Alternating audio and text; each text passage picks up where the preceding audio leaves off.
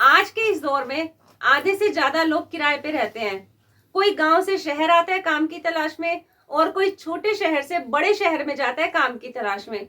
कोई अपने परिवार को साथ लेके जाता है, और कोई अपना घर बार छोड़ के, परिवार छोड़ के अकेले ही जाता है।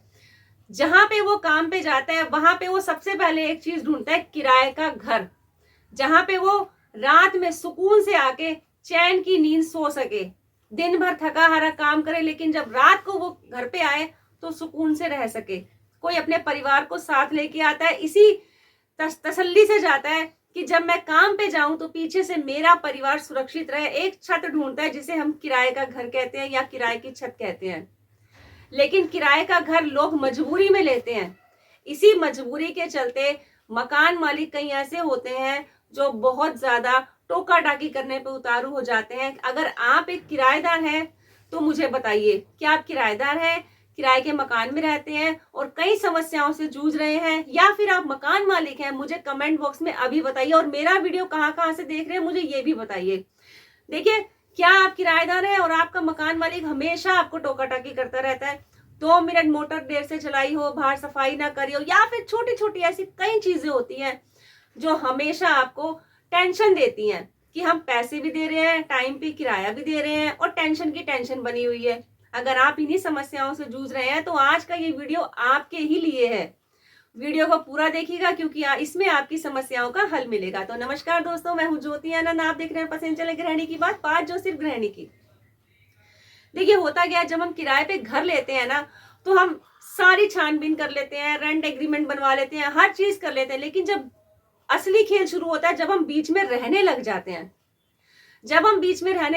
तब हमें पता चलता है कि जिसको हमने पहली बार देखा था, जिससे हमने बात करी थी व्यवहार से, अच्छे से, इनकी तो अलग ही एक छवि बन के आई है हमारे सामने।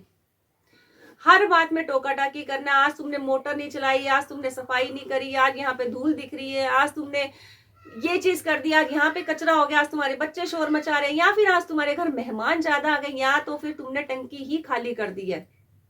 ये समस्याएं हमें इतनी परेशान करती हैं कि हम सोचते हैं कि हमने आफत ले ली या किराए का घर ले लिया। आप कितने घर चेंज करेंगे? आप सोचते हैं कि मैं ये घर छोड़ करके दूसरा घर ले लेती हूँ, लेकिन देखिए, समस्या हर जगह बनी रहेगी। इसका एक ही हल है, समस्या का हल ढूंढना। हर जगह यही समस्या आपको मिलेगी, क्योंकि जिनका मकान है वो तो बोलेंगे। क्यों बोलेंगे? क्योंकि उनको एक चीज का गुमान होता है कि हम मकान मालिक हैं, हमने किराएदार रखा है। लेकिन मकान मालिक शायद ये भूल जाते हैं कि अगर आपको समय से किराया मिल रहा है तो बदले में किराएदार आपसे छोटी सी इज्जत और मान सम्मान ही चाह रहा है। अगर आप पैसे ले रहे हैं तो बराबर में उन्हें इज्जत तो दीजिए।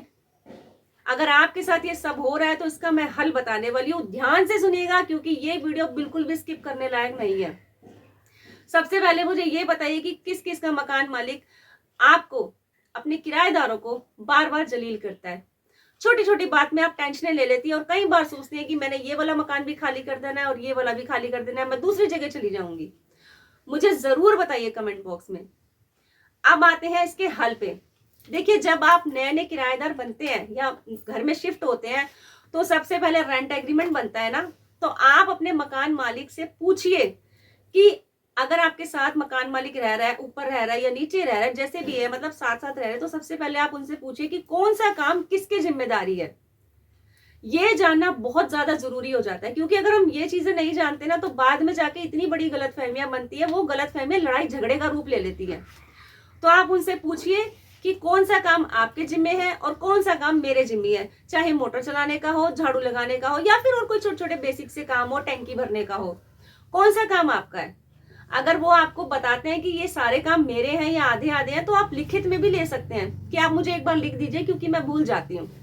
देखिए, आदमी तो चले जाते हैं काम पे, अगर गृहिणियां रहती हैं पीछे से, तो गृहिणी की जिम्मेदारी बनती है कि वो समझदारी दिखाए और उनसे पूछे कि ये काम आप मुझे बता दीजिए, जो काम मेरे जिम्मे है उनसे लिखित में ले लीजिए। अगर उसके बावजूद भी, लिखित में होने के बावजूद भी वो आपको तंग करते हैं कि आपका बच्चा रो रहा है, बार बार उछल कूद कर रहा है, आपने टैंकी खाली कर दी, या फिर आपने बाहर से झाड़ू नहीं लगाया, या फिर आपने कई ऐसी छोटी छोटी चीजें हैं जैसे मोटर नहीं चलाई, तो आप उन्हें बताइए कि मैंने ये सब काम किए हैं। उसके बावजूद भी अगर आपका यकीन नहीं करते हैं तो आप प्यार भरा छोटा सा उन्हें एक व्हाट्सअप मैसेज कर सकती हैं कि दीदी मैंने बाहर से झाड़ू लगा लिया है, आप एक बार देख लीजिएगा। या फिर प्यार से उन्हें बोल सकते हैं कि दीदी मैंने पानी, बहाने से, दीदी मैंने मोटर चला दी है, एक बार आप भी चेक कर लो पानी आ रहा है या नहीं आ रहा है। इससे क्या होगा, आपकी गलतफहमियां क्लियर होती रहेंगी। और महीने में एक दिन ऐसा चुनिए लड़ाई झगड़े की बजाय कि 5-10 मिनट आप दोनों आपस में बैठ के बात कर सके। कोई ऐसे मुद्दे हो, कोई ऐसी बात हो जो दोनों के मन में गलतफहमियां पैदा कर रही हैं, आप उनका हल निकालिए। आपसी बात करेंगे, आपसी समझदारी से चलेंगे तो मकान मालिक और किराएदार का रिश्ता हमेशा लंबा बना रहेगा। कभी भी ना उन्हें किराएदार ढूंढने की जरूरत पड़ेगी और ना ही किराएदार को मकान दूसरा ढूंढने की जरूरत पड़ेगी। हमेशा समझदारी दिखाइए, परेशान होने की जरूरत नहीं है। अगर आपका मकान मालिक आपको फिर भी ज्यादा तंग करता है तो फिर लास्ट ऑप्शन हो सकता है कि आप दूसरा मकान बदल ले। अदरवाइज आप यही ऑप्शन चुनिए कि आप छोटी छोटी समस्याओं का खुद ही निदान करिए। अपने घर के फैमिली मेंबर्स को ज्यादा इन्वॉल्व नहीं करिए। इससे क्या होता है, घर के झगड़े बढ़ते हैं, उनकी भी गली में इमेज खराब होगी और आपकी भी होगी। इससे क्या होता है, उनको कोई फर्क नहीं पड़ेगा, लेकिन किराएदारों को हमेशा यही डर रहता है कि लड़ाई झगड़ा होगा तो कोई हमें कल को मकान ना दे, जबकि गलती भी नहीं होती है। इसलिए समझदारी से काम दिखाइए, छोटी छोटी गलतफहमियों को दूर करिए और उनसे प्यार से बात करिए कि आपका काम कौन सा है और मेरा काम कौन सा है, मुझे बताइए। ये था मेरा आज का वीडियो बनाने का मकसद। उम्मीद करती हूँ आपको अच्छा लगा होगा। फिर से जाते जाते यही कहूंगी कि आप कहाँ से वीडियो देख रहे हैं और आपके मन में कोई सवाल है इस टॉपिक को लेके तो मुझसे जरूर पूछिए। मैं पूरी कोशिश करूंगी जवाब देने का। गृहिणी की बात चैनल को आप बहुत प्यार दे रहे हैं, ऐसी से प्यार देते रहिए और जल्दी लाइक कीजिए, शेयर कीजिए और बहुत सारे कमेंट्स कीजिए, क्योंकि आपका हर एक कमेंट मुझे बहुत ज्यादा मोटिवेट करता है। तो चलिए मिलते हैं इस तरह के इंटरेस्टिंग वीडियो में। तब तक के लिए धन्यवाद बहनों।